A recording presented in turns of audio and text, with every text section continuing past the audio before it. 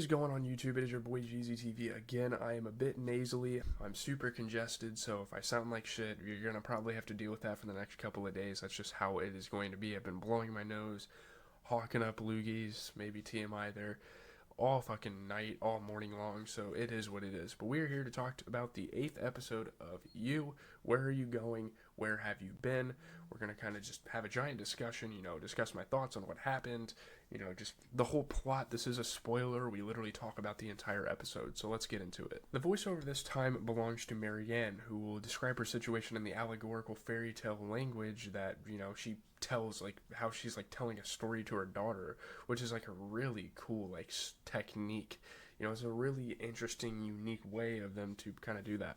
So this means we get an incredibly on-the-nose parable about birds who are just going to fly away, but also sometimes get their wings broken. Also, unfortunately, this episode treats us to a bad You special, watching a woman get tortured and go insane for what feels like forever, for sort of no reason, because we could glean all the information we need about this in a much more concise and less gratuitous fashion.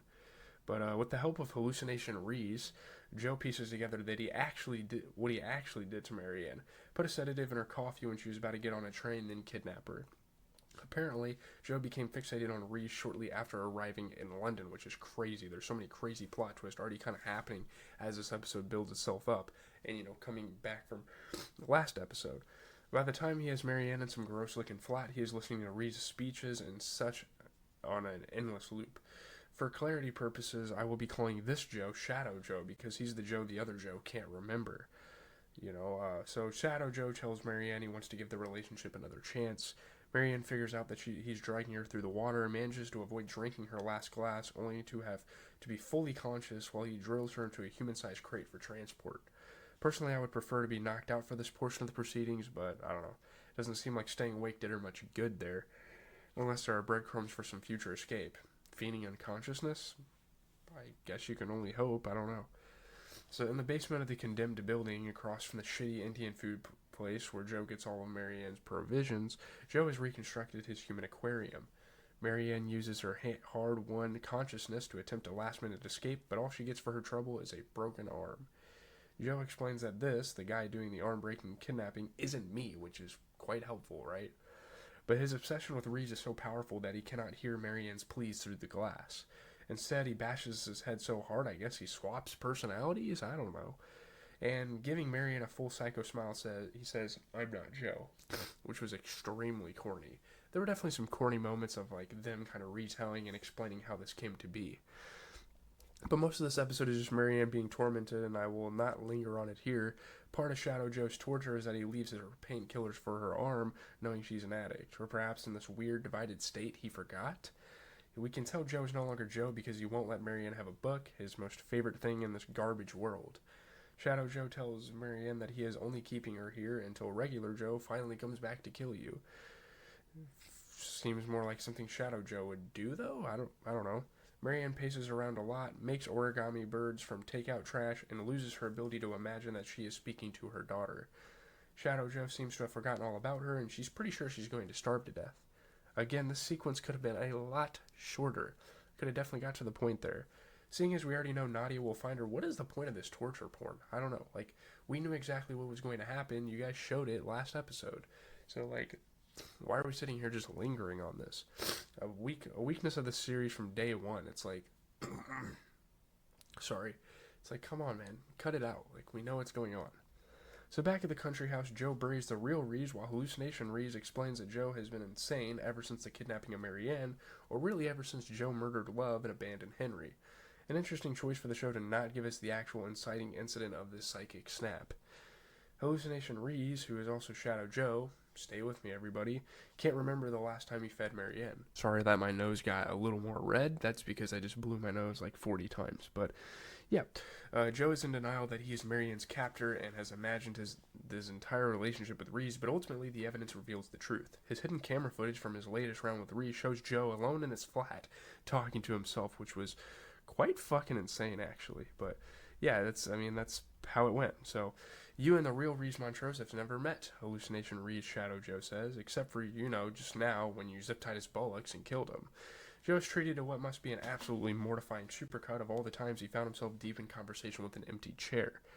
Also, those texts were imaginary too. Hallucination Rhys, Shadow Joe's assessment, you are full fat, extra sugar, deep fried fucking insane.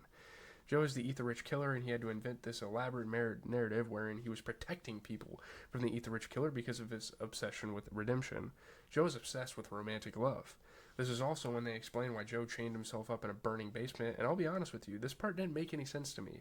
Though maybe that's because it doesn't make sense at all. Feel free to enlighten me in the comment section below. Hallucination Rhys, Shadow Joe says that if Joe can admit who he really is, he'll remember where he put Marienne. So back at the human aquarium, Marienne tells Nadia that she can't call the police for some stupid reason. I mean, she is right to think that Joe is like this whack-a-mole crazy guy who will come back from the dead and keep hunting her. But again, if it were me, I would prioritize getting out of the human aquarium and sort out the details later. But Marienne insists there has to be some way to get her back to Juliet safely, and that way does not involve Nadia calling 999. Why doesn't Nadia at least, I don't know, take phone pictures as proof of what is going on? Unclear. Why doesn't she do that? I don't know.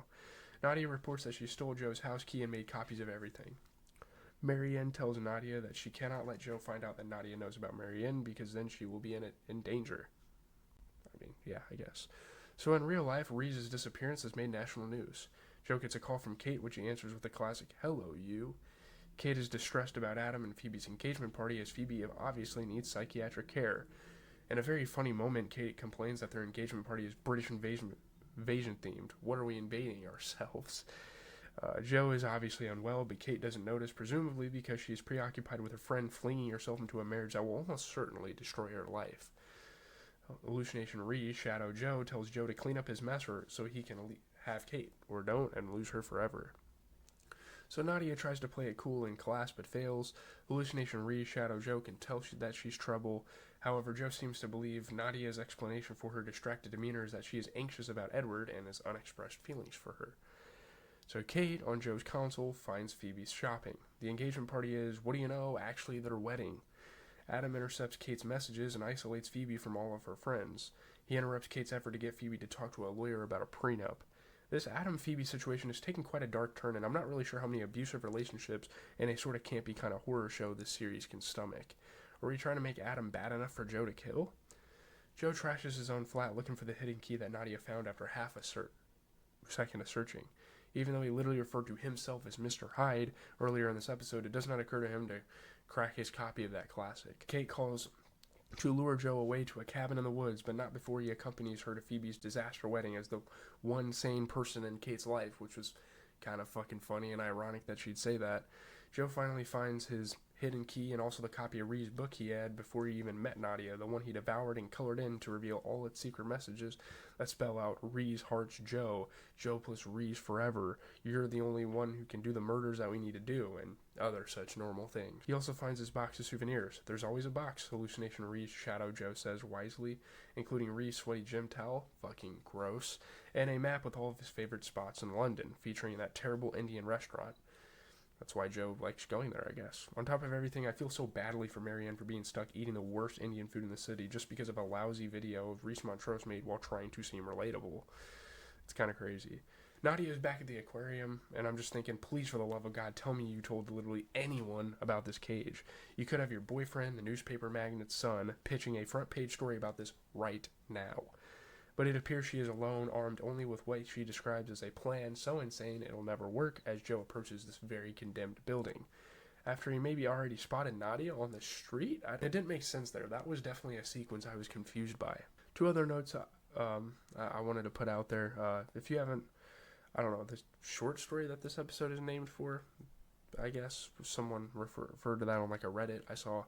I maintain that splitting the season into two halves was a mistake as well. There's a couple, thoughts I have here. This reveal would have been better for so many reasons if it came earlier in the season. What if we knew before Joe did?